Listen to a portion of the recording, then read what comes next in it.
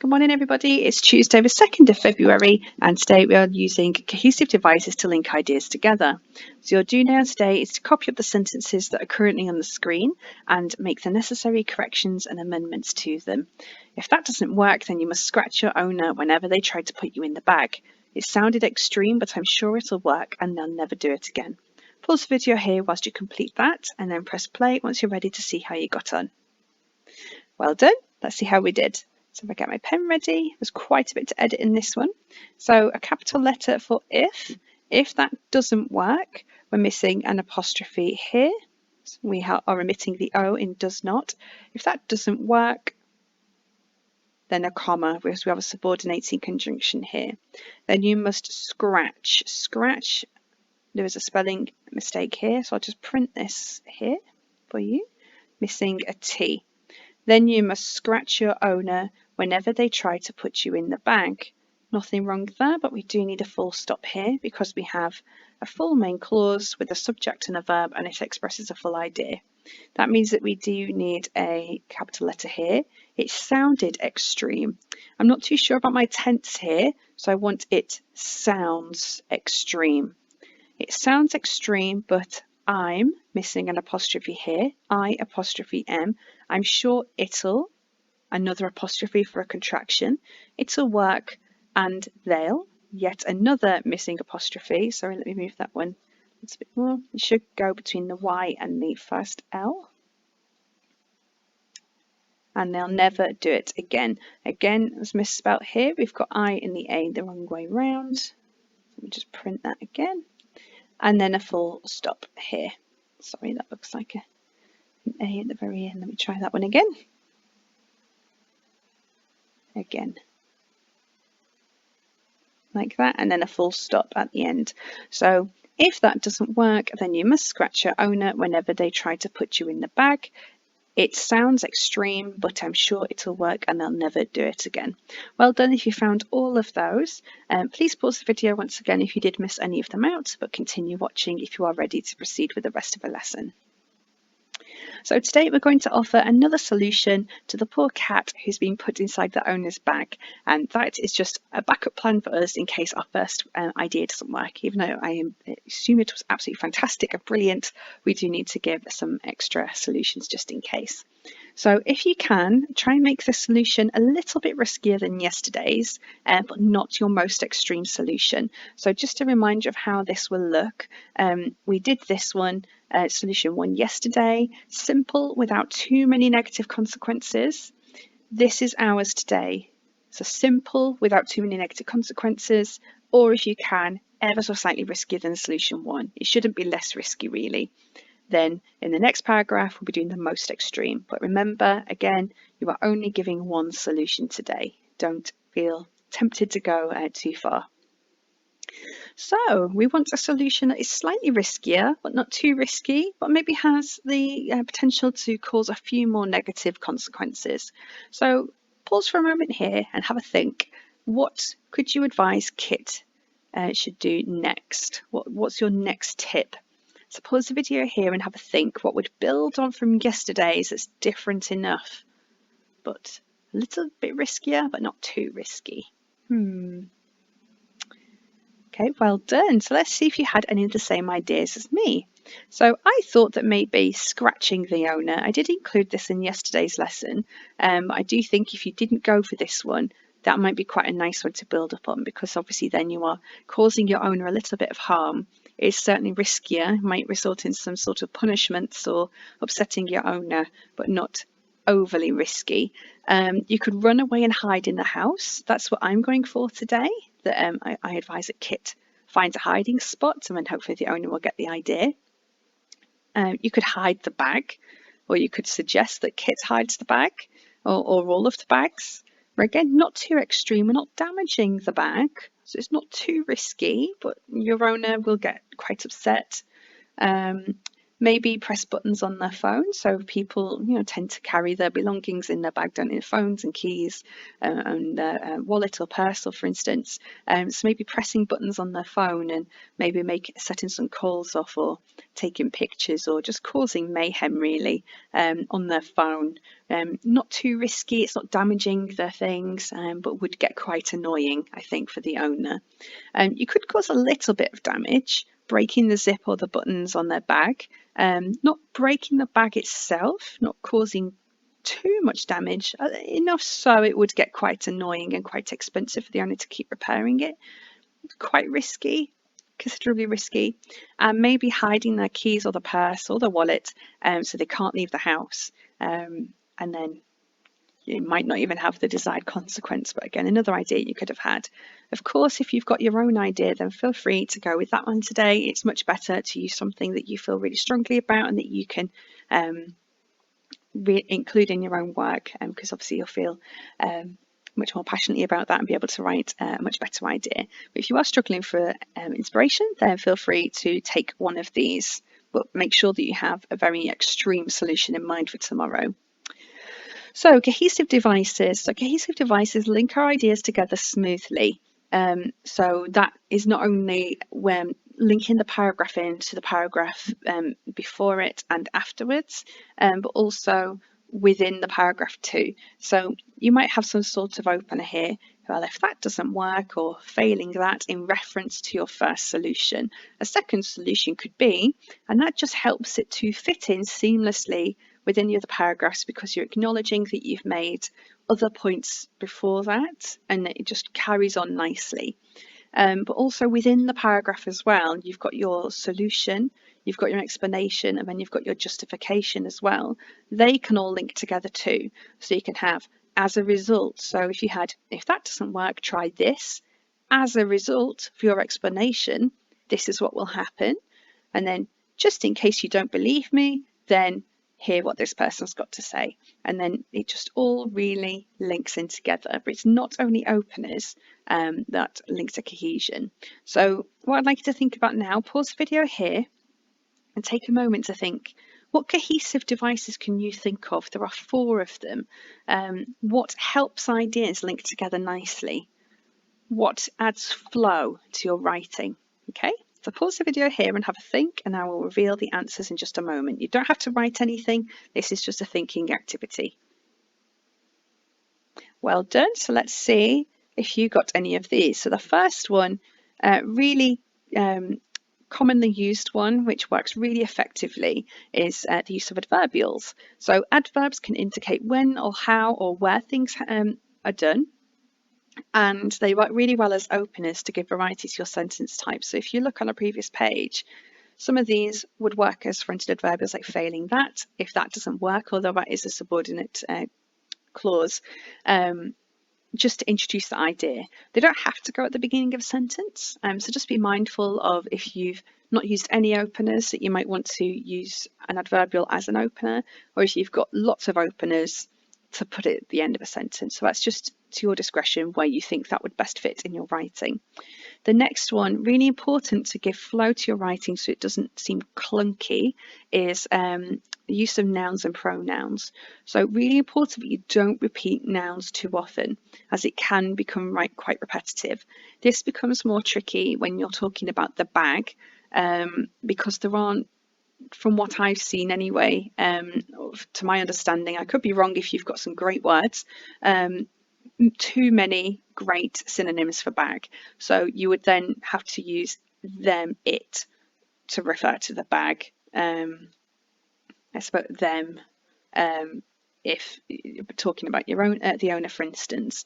So rather than keep repeating your owner, you could talk about your carer, or them, or he, or she, or however you want to address the owner. The next one, to lead to cohesion, so ideas linked together nicely, is to be mindful of your tense. So your paragraph and steps should link smoothly. Check that your tense is appropriate, if it's appropriate present tense or future tense, so then ideas don't seem disconnected from each other. And then finally, the fourth important step is the use of conjunctions, and they express a relationship between ideas. So there are two types of conjunctions you want to think about using. You've got coordinating conjunctions, which is the acronym FANBOYS, for and, nor, but, or, yet, so.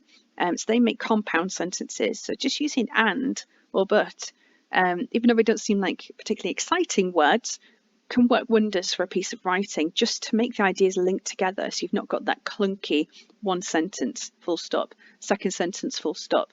Just putting an and in there sometimes can really just lift a piece of writing, make it so much more enjoyable to read.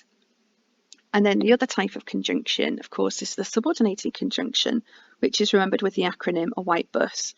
So on your vocabulary sheet today, I've listed all the coordinating ones and a selection of some of the subordinating ones, because there are lots of them and it can be easy to be overwhelmed. So I've just put on the most commonly used ones.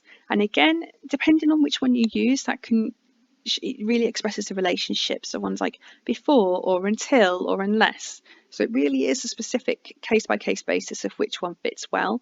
But a well-chosen conjunction, again, really does have a huge impact on your writing and its clarity and how easy it is to be understood and how the ideas link together. So be really mindful of them today.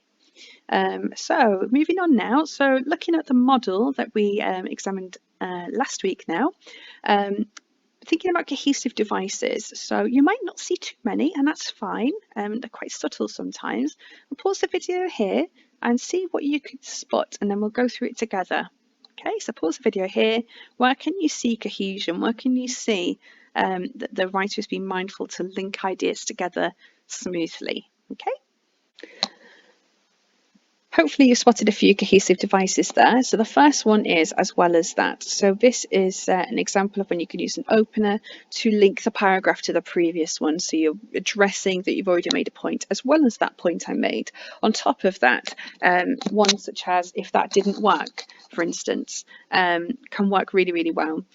You should try and make some different friends and not rely on the children as much. So we've got an and here, linking some ideas together using and. We could have had a full stop here and had you should not rely on the children as much, but then and just links the ideas nicely. I can see from your letter that there is also a dog and a cat in the house. Have you tried speaking to them? So we've referred to a dog and a cat here, then use of them. So an alternative noun and pronoun to address what we've just mentioned rather than saying, have you tried speaking to the cat and the dog? I think you'll find that the other animals, so we've got the noun animals. Now we do go into saying dogs again and cats, but we've had enough variety before that point for it not to sound repetitive. So we've got alternative nouns here. We also can be aware of some of the change in tenses. There aren't too many conjunctions in this. So we've checked for openers or adverbials. Not too many. We've got this one here. We've got the pronouns and conjunctions, not so many of them either. So now tenses. I can see from your letter that there is also a dog and a cat in the house, or currently addressing those at that time. Animals in house, have you tried speaking to them? You will find, so we've got a shift in tense here, you will, future tense, because the action hasn't been completed yet. So that adds to the cohesion of when things will happen and kind of a sequence of events. So a few different things to be mindful of there, quite subtle and things that you'll probably do instinctively, but just be mindful really of the nouns today and when you can use openers just to clarify information. So what I'd like you to do now is you can download the vocabulary sheet from your home learning page if you haven't done so already, and get some paper and a pen or a pencil, whatever you normally write with, ready as well, and then we can get started with our shared writing. Okay, so in this lesson, as I've already touched on already, we're going to be using cohesive devices to link ideas together. So we need to be thinking carefully about our tenses, pronouns and nouns, adverbials and conjunctions as well. So you might find that you don't use one of those and you rely mostly on another, but as long as your writing flows nicely, links together nicely and reads well, then that should be absolutely fine. So we've got our steps here. So this will match exactly what we did yesterday in terms of the structure. So you'll have the solution. So we're actually going to tell the reader what they need to do. Then we're going to explain why that's a good idea or how that will work, just give a bit more detail. And then finally with justification to really convince them why it's a good idea. So there are a few different ways you can do this justification. Yesterday we did a rhetorical question. to prompt the reader and to just engage them into thinking why we are correct. There are 3 other ways of doing this. In this lesson, I'm going to use a testimonial, which is when you are quoting or giving an example of when it's worked for a particular person, or in this case, a particular cat or animal. You can go with the same. On your vocabulary sheet, you have 2 alternatives. You have first-hand experience, so you can talk about yourself as a very experienced animal advisor. Over the years, I've seen many. You just give an example of when you've seen it work yourself. And the third one is to have statistics. So 90% of cats say that this works within the first few attempts, for example. Or you can use fractions. 3/4 of felines say this. Just to, again, the justification is to show why it's a good idea. Try not to use a rhetorical question again as the main justification, because we don't want it to be too repetitive between the paragraphs. We want to have a nice flow and a nice range of a nice variety. You may find you use a rhetorical question somewhere else, which is absolutely fine, but just not as the main justification.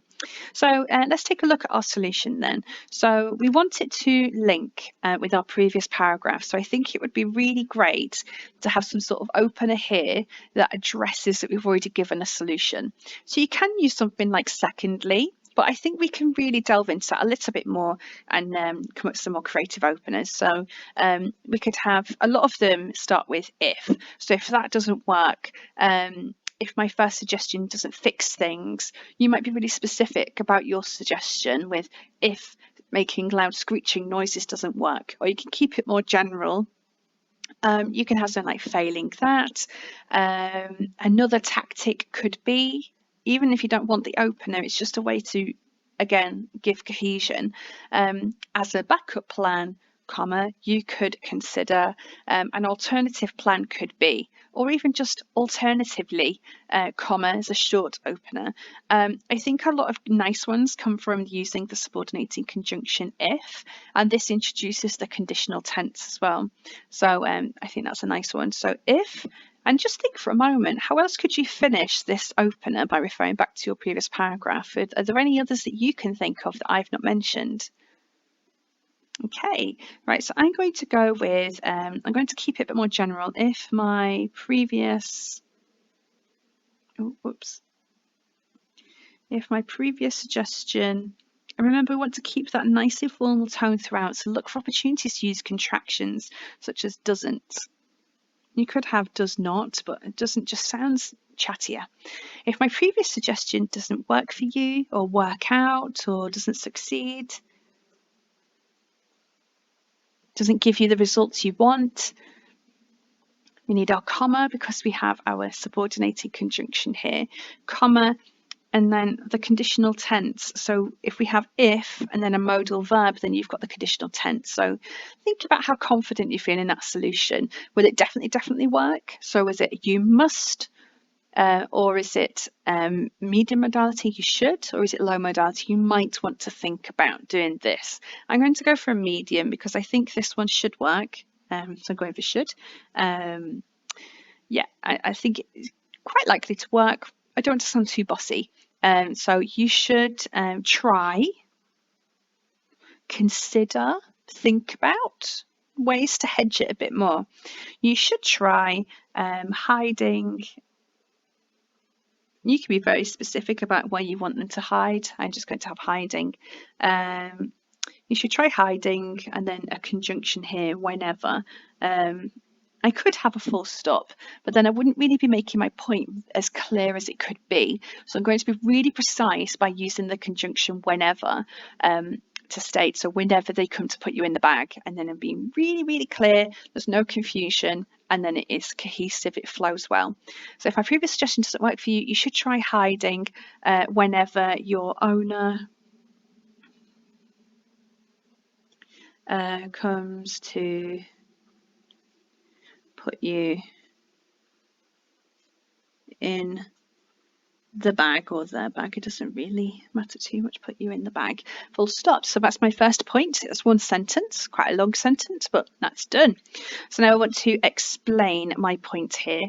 So we can add even more cohesion here with more openers. So we could have by doing this. So by doing this, your owner will soon realise how upset you are, or will soon realise that you really hate going into the bag, you hate it. Try not to repeat the bag if you've got it here, because that's not cohesive. Once you use alternative nouns and pronouns, you don't like it, or being put inside, and then you're rephrasing this bit here. Another really nice subordinate conjunction, you can be when. So when you do this, your owner will realise, or when you do this, your owner should soon. And you can use those modal verbs again: should, would, will, so on.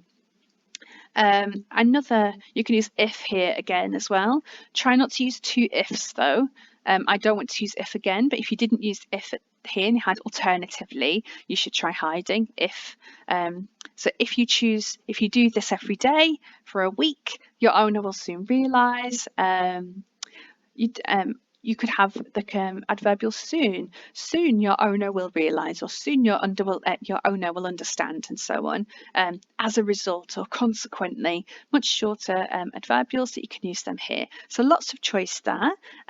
You can have a look at the vocabulary sheets. You'll see them listed as well.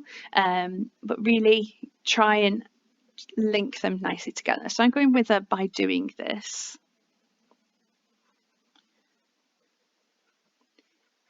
So by doing this, comma, by doing this, I want to explain the effect on the owner.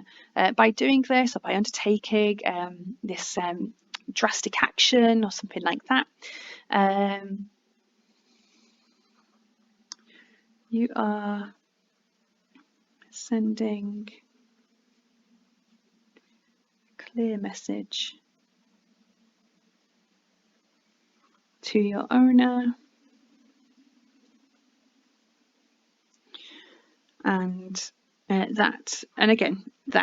using that to explain. By doing this, you are sending a clear message to your owner that you want nothing to do with it, that you hate it, that you really dislike it, that you want nothing to do with it.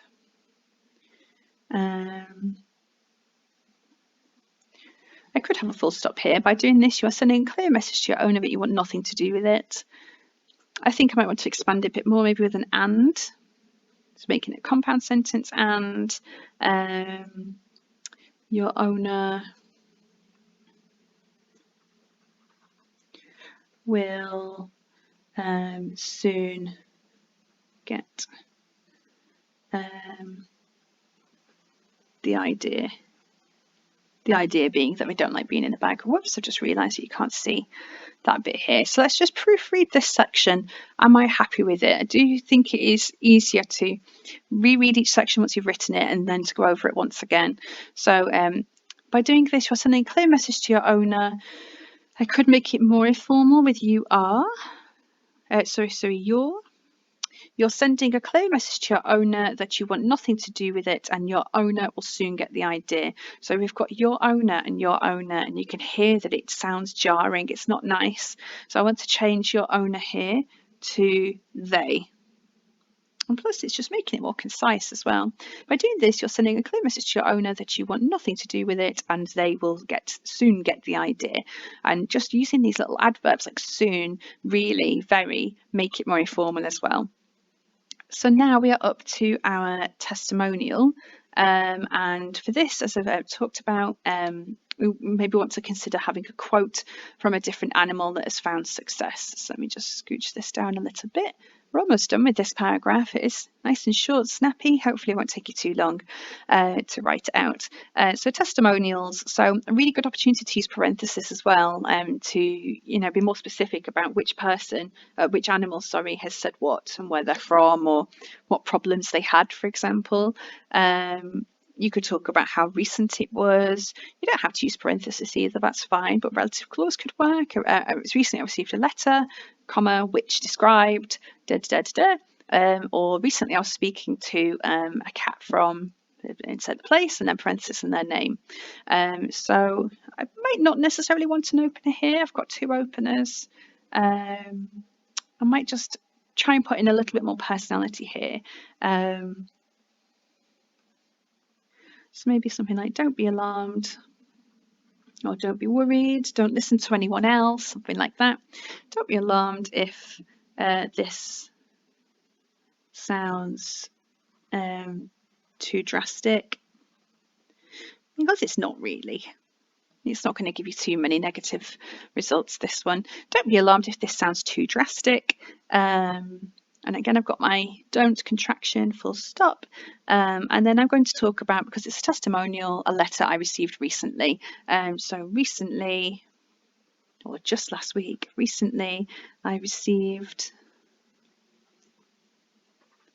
a lovely letter.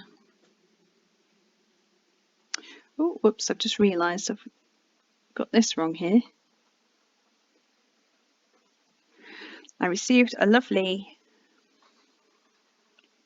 letter from, and then it's up to you which way you, oh sorry, you can't see it again, can you?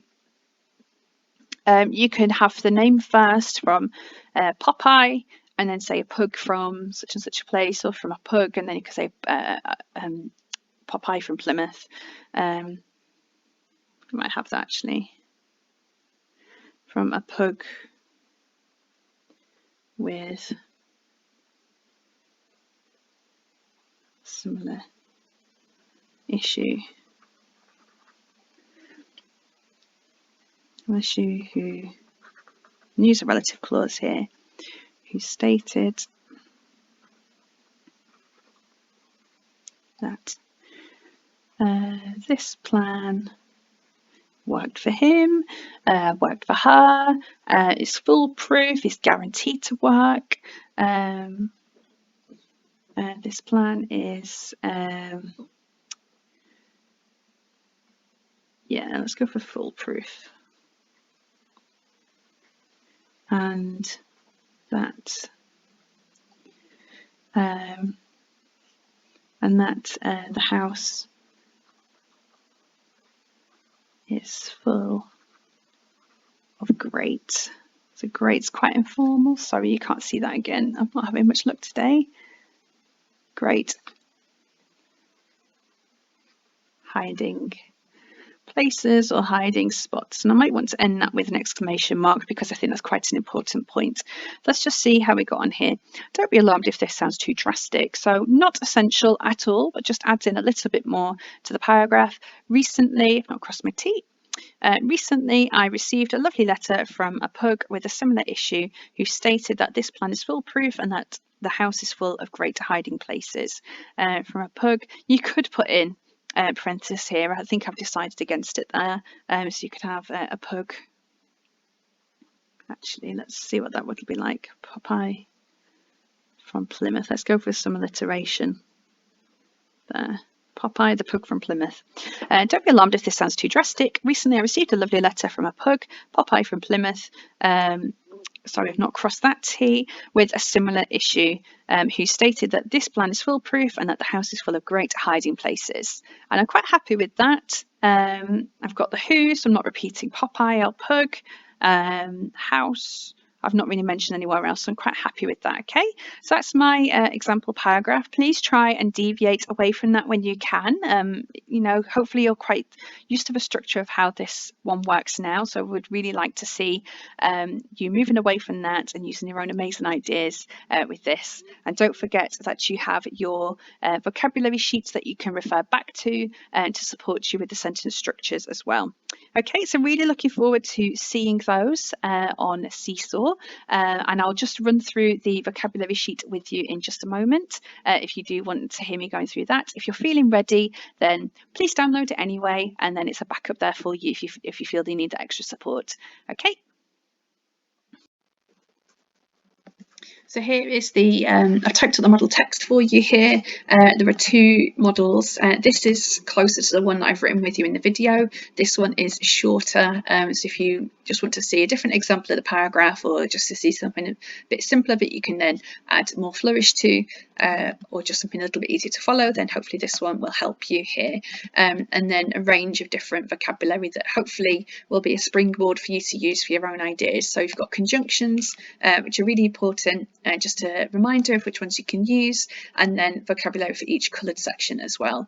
So you can download that from the home learning page as well, which I'm sure you've already seen. And then here, just have a look over these justification strategies that I was talking about earlier as well, and the statistics, the first-hand experience, and testimonials. This is the one I've gone for today, this style. You could try a different one if you want to. I don't really mind. It's just to give it more variety. So I hope you enjoy writing this paragraph today, and I'll be with you all again tomorrow for your more drastic, risky, and dangerous idea. Very exciting. Take care, everyone. Bye.